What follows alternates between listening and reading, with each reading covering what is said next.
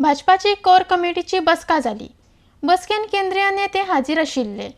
बसकेन गोंय राज्यांतली राजनीतिक स्थिती, लोकसभा वेंचणुको आनी हेर मुद्द्यार उलोवपा जाल्यात।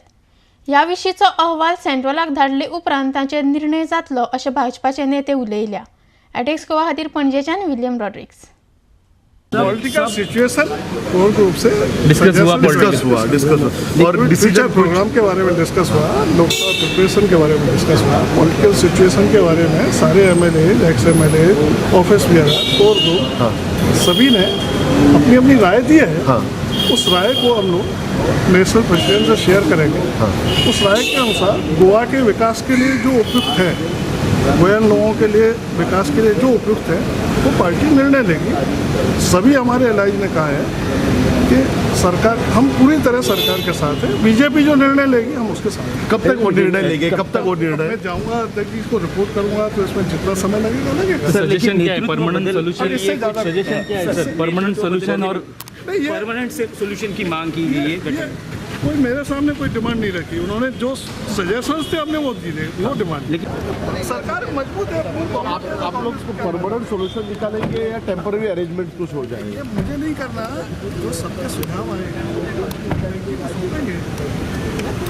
डिसिजन म्हणजे काय, कोर कमिटी जशी आम्ही साधारण महिन्याक एकदा दोनदा बसता। फाटी एक 4 महिने आधी आमचे राष्ट्रीय अध्यक्ष अमित भाई शाह आयिल्ले। त्या वेळाचेर काही कार्यक्रम आमी करपाचे ठरयले। आमकां एक रोड मॅप दिले, त्याचो एक फॉलोअप करपा खातीर आमचे राष्ट्रीय संघटन मंत्री गोंयान आयिल्ले। त्यांचे बरोबर सहसंघटन मंत्री आनी आमचे ऑर्गनायझेशन जनरल सेक्रेटरी हे तिगूय आशिल्ले।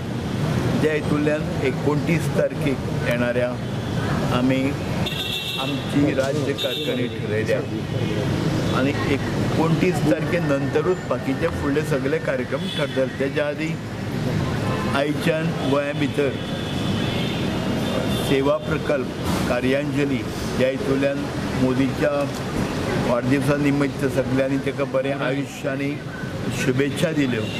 आनीक 17 तारखेच्यान 25 सप्टेंबर पर्यंत हे गोंयान कार्यक्रम चलतले।